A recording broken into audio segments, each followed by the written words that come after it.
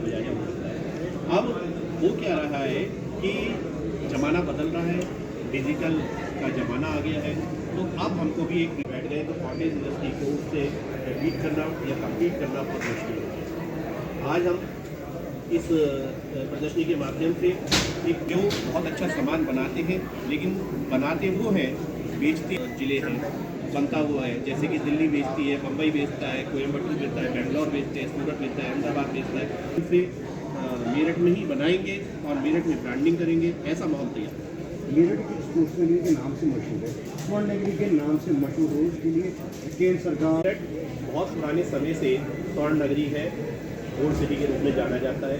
इसको दोबारा अपनी पहचान दिलाने के लिए हमने केंद्र सरकार से भी और उत्तर प्रदेश सरकार से भी माननीय जनप्रतिनिधियों के माध्यम से हम किया। नॉन सर्टी चाहिए, नॉन सर्टी बोलते हैं, लेकिन वो 1 कैरेट का है ना, कि अगर हमको ऐसा नहीं देख लो तो जब कोई पल्ला मारता आपकी बात नहीं मानी माफी कहना होता है, मेरा काम कहना है।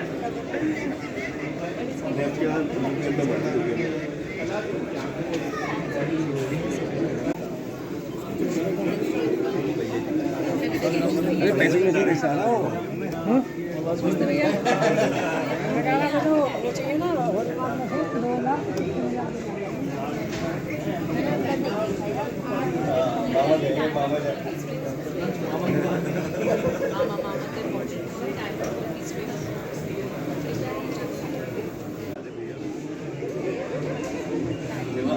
ब्रांड एम्बेसडर हम सारे बहुत स्टार्टिंग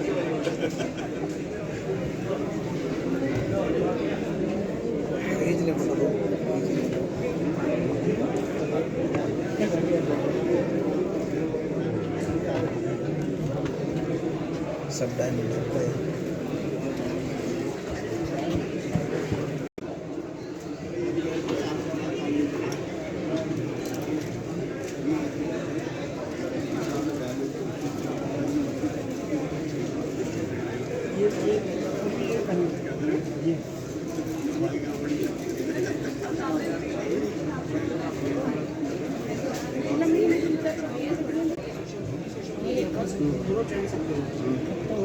हमारे के माध्यम से लोगों की डिमांड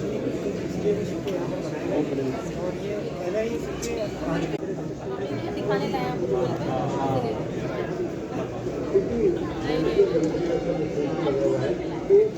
कितना खरा होगा इसलिए मतलब क्या तो ये जो गोदी योगी के सिक्कों की डिमांड है कहाँ कहाँ से ऑल ओवर इंडिया से है जगह जा रही है।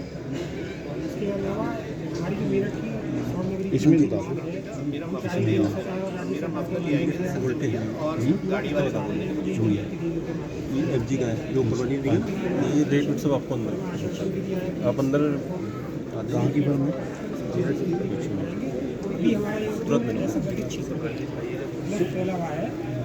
अब देखिए इसमें स्वर्ण नगरी की अगर इसको पहचान मिल जाती है तो लोगों को क्या फायदा होगा।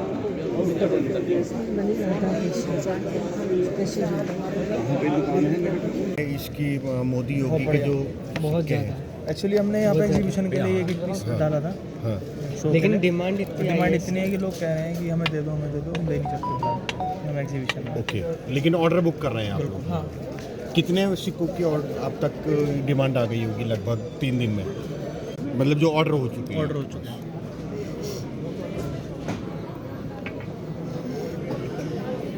ये प्योर चांदी में है जी, ये 100% वाले हैं। जो कारीगरी भी है वो भी इसमें ही है, इंक्लूड है इसमें। कारीगरी 12 रुपये ग्राम है 12 रुपये कारीगरी, ओके। बाकी जो पैसा चांदी का है वो रेट ऊपर नीचे भी हो सकता है। क्या बोल रहे हैं, नाम बोल रहे हैं सीजेड पीछे बोलते हैं सीजेड पीछे ये बिकता है हमारे पास भी, अच्छा बिकता है कि हाँ इसका सेल डिमांड बहुत 2 साल से आ रहा है ये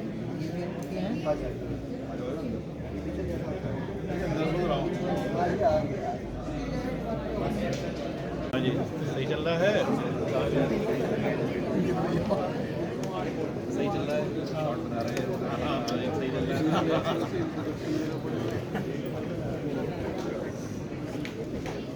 हाँ जी।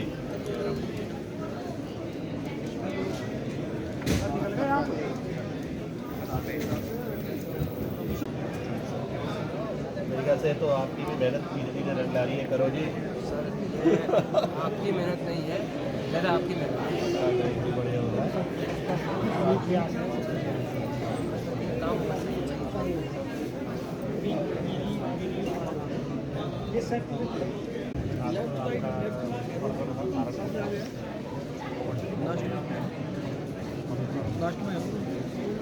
बहुत अच्छा है, मतलब जिनकी छुट्टियाँ थी वो लोग आज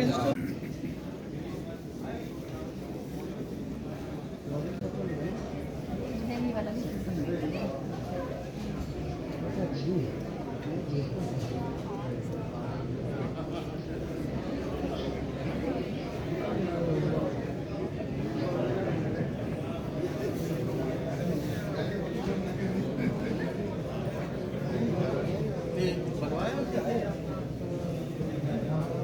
ये सब बनाया है, सब स्टाफ ने बनाया है और ये सब जो बोर्ड वगैरह ये बना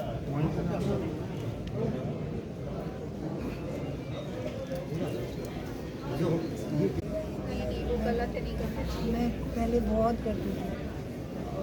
बस हो गया खत्म।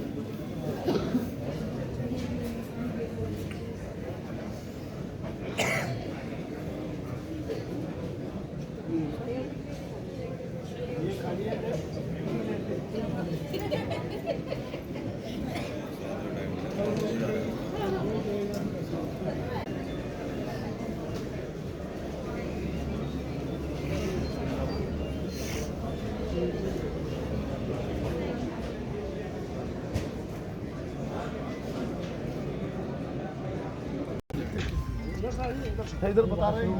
Hello, washroom washroom. Hello hello, हाँ मैं भी खबर करूँगा। हेलो, ये ज्वेलरी एग्जीबिशन आखिर क्यों लगाई गई है, क्या इसका मकसद? ज्वेलरी एग्जीबिशन का ये तीसरा संस्करण है, तृतीय संस्करण है, थर्ड एडिशन। अभी तक हम लोग कॉटेज इंडस्ट्री के रूप में काम कर रहे हैं, जिसे कहते हैं कुटीर उद्योग। छोटे छोटे कारखाने हैं, एक एक कमरे के अंदर 10-10 कारीगर बैठे हुए हैं। इस तरह से मेरठ में लगभग 30,000 कारीगर जगह जगह पर काम कर रहे हैं। वो नील की गली हो सकती है, पुराना सर्राफा बाज़ार हो सकता है, प्रहलाद नगर हो सकता है, लालका बाज़ार हो सकता है, कूचा नील हो सकता है, कागजी बाज़ार हो सकता है, बाज़ार बजाजा हो सकता है। अब हो क्या रहा है कि ज़माना बदल रहा है, डिजिटल का ज़माना आ गया है, तो अब हमको भी एक प्लेटफार्म चाहिए। हमारे सामने बहुत सारे चैलेंजेस आ रहे हैं और लोग इन हाउस बहुत बड़े बड़े कारखाने बनाकर बैठ गए, तो कॉटेज इंडस्ट्री को उससे बीट करना या कम्पीट करना बहुत मुश्किल हो गया है। आज हम इस प्रदर्शनी के माध्यम से एक प्लेटफार्म तैयार कर रहे हैं उन ज्वेलर्स के लिए जो बहुत अच्छा सामान बनाते हैं, लेकिन बनाते वो हैं, बेचते और स्टेट हैं, बेचते और ज़िले हैं, बनता वो है। जैसे कि दिल्ली बेचती है, बम्बई बेचता है, कोयम्बटूर बेचता है, बेंगलोर बेचते हैं, सूरत बेचता है, अहमदाबाद बेचता है, लेकिन बनाता मेरठ है, ब्रांडिंग होती है वहाँ से। अब हम इस सब के माध्यम से मेरठ में ही बनाएंगे और मेरठ में ब्रांडिंग करेंगे, ऐसा माहौल तैयार करना है। मेरठ एक स्पोर्ट्स नगरी के नाम से मशहूर है, स्वर्ण नगरी के नाम से मशहूर हो, उसके लिए केंद्र सरकार और राज्य सरकार की तरफ से क्या नया हुआ है पिछले, क्योंकि आप एक लंबे समय से व्यापार करते आ रहे हैं, उस समय में और इस समय में क्या बदलाव आया? मेरठ बहुत पुराने समय से स्वर्ण नगरी है, गोल्ड सिटी के रूप में जाना जाता है। इसको दोबारा अपनी पहचान दिलाने के लिए हमने केंद्र सरकार से भी और उत्तर प्रदेश सरकार से भी माननीय जनप्रतिनिधियों के माध्यम से हमने वार्ता करी और हम कोशिश में लगे हुए हैं। जैसा कि आज सांसद जी आए, माननीय जिलाधिकारी आए और सब ने आपको आश्वस्त भी किया, हम लोगों को आश्वस्त किया कि ये स्वर्ण नगरी का दर्जा दिलाएंगे। और मेरे को आपसे कहना है कि अगर हमको खेल नगरी हमारे लिए गौरव की बात है। मेरठ के स्पोर्ट्स से जब कोई बल्ला घुमाता है और उससे छक्का लगता है तो ये हमारे लिए गौरव की बात है। लेकिन भारत की नारी जब मेरठ के बने हुए आभूषण को अपनी मांग में धारण करती है, अपने गले में धारण करती है, अपने कान में धारण करती है, अपनी नाक की नथनी के रूप में धारण करती है, अपने हाथ के कंगन के रूप में धारण करती है, तो वो भी हमारे लिए गौरव का बहुत बड़ा क्षण होता है। और हमारे कारीगरों के लिए एक कला जो उनकी आंखों में है, और जब किसी नारी के तन पर वो कला अपने आप को प्रदर्शित करती है तो हमारे लिए बहुत बड़ा गौरव होता है। हमारी माँ बहनें, हमारी बेटियाँ जब उन आभूषणों को पहनती हैं तो हम उनसे व्यक्तिगत रूप से अपनी आत्मीयता को जोड़ लेते हैं, अपनी कला को जोड़ लेते हैं। इस स्वर्ण नगरी की इसमें पहचान हो मेरठ और इससे रैपिड रेल और एक्सप्रेस वे से कितना इस ज्वेलरी उद्योग को फायदा होने वाला है?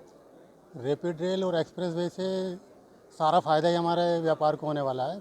मैं तो कहता हूँ मेरठ को भी बहुत फ़ायदा होने वाला है, क्योंकि पहले मेरठ दिल्ली कनेक्टिविटी में 4 घंटे लगते थे, अब वो 40 मिनट में मेरठ दिल्ली आ जाते हैं।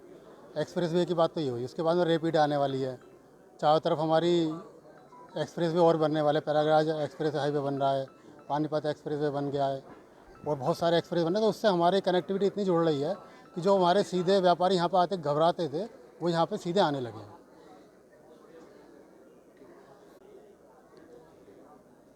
ये जो एग्जीबिशन लगी हुई है इसके अंदर सोना चांदी हीरा सभी चीज़ें हैं, इसके अंदर हमने देखा है कि खासतौर से योगी और मोदी जो है उनके सिक्के भी हैं, मतलब उन सिक्कों की ज्वेलरों ने अपनी तरफ से बनाए हैं या उनकी डिमांड आ रही है? नहीं, उनकी डिमांड आई है। मोदी जी और योगी जी आप जानते हैं ट्विटर पर भी और सभी सोशल मीडिया पर दोनों ट्रेंड करते हैं, तो उनके सिक्के की हमारे ज्वेलर्स के माध्यम से पब्लिक की डिमांड थी, इसलिए वो सिक्के यहाँ पर बनाए गए। और ये पहले ये सिक्के राजकोट और सूरत वगैरह में ही बनते थे, अब हमारे यहाँ RMP ज्वेलर्स हमारी एक फर्म है, उन लोगों ने ये सिक्के अपने यहाँ मेरठ में ही बनाए हैं। और ये इस तरह से कस्टमाइज हम किसी का भी फ़ोटो लगाकर आप सिक्का यहाँ बन सकता है। क्योंकि मोदी जी और योगी जी का उसके अंदर फोटो लगा हुआ है, तो सिक्का कितना खरा होगा इसके लिए, मतलब क्या आप साथ में गारंटी दे? सिक्का 100% शुद्ध है, आप कहीं भी उसको चेक करा सकते हैं, उस पर हॉलमार्क की मोहर भी हमारी मिलेगी उसके ऊपर। सांसद जी, मेरठ को अब तक स्पोर्ट्स इंडस्ट्री के लिए जाना जाता था, अब इसकी नई पहचान दिलाने के लिए पहल की जा रही है। क्या पहल और किस तरीके से इसको किया जा रहा है? देखिए, इसमें कोई संदेह नहीं है कि स्पोर्ट्स के सामान के उत्पादक के रूप में मेरठ की एक अंतर्राष्ट्रीय पहचान है और उस नाते वन डिस्ट्रिक्ट में प्रोडक्ट में भी खेल सामान के निर्माता के रूप में मेरठ की एक स्थिति बनी। परंतु पहले से ही ज्वेलरी के क्षेत्र के अंदर मेरठ के अंदर बहुत बड़े स्तर पर काम होता रहा है। हैंडलूम का भी काम है और भी कुछ सारे काम हैं। और ज्वेलरी की जहाँ तक बात है, यानी यहाँ पर कुटीर उद्योग के रूप में घर घर नील की गली उसके आसपास का जो क्षेत्र पुराना सर्राफा जो है, वहाँ पर आभूषण निर्माण का काम चलता रहता है वो। परंतु थोड़ा सा काम लो प्रोफाइल जरूर है वो, अपनी नेचर की वजह से भी। और जो कुछ भी कहिए आप, तो जब 4-5 साल पहले, मुझे ठीक साल याद नहीं है क्योंकि बीच में कुछ कोरोना की वजह से व्यतिक्रम हुए, जब पहली एक्सपो यहाँ पर लगी तो मैंने भी ये कहा था कि वो एक्सपो लगाए। मुझे बड़ा अच्छा लगा ये, क्योंकि आप जब एक्सपो लगाते हैं तो लोगों को पता लगता है कि अब क्या कर रहे हैं आप। ये यानी मैंने उस वक्त पहली बार जब मैं यहाँ पर आया तो मैंने कहा कि मुझे भी बहुत सारी नई चीज़ें यहाँ पर पता चली, जबकि मेरठ के रहने वाला हूँ मैं। तो अब इन एक्सपो के माध्यम से, अब ये तीसरी है, तो देश भर के लोग आते हैं, अन्य जगह भी यहाँ की चीज़ें जाती हैं। तो इसकी जो स्वर्ण नगरी के रूप में ये स्थापित होने के एक मार्ग पर बड़ी तेज़ी से बढ़ा है। तो मैं बधाई देता हूँ हमारी जो यहाँ की बुलियन ट्रेडर्स एसोसिएशन है उसको भी। और देखिए, एक और भी बात है, आज कानून व्यवस्था बहुत प्रदेश की बेहतर है, लोग सुरक्षित महसूस करते हैं अपने को। तो ऐसे वातावरण के अंदर इस प्रकार के जो खास तौर से व्यापार हैं या उद्यम हैं, उनको एक रास्ता मिलता है।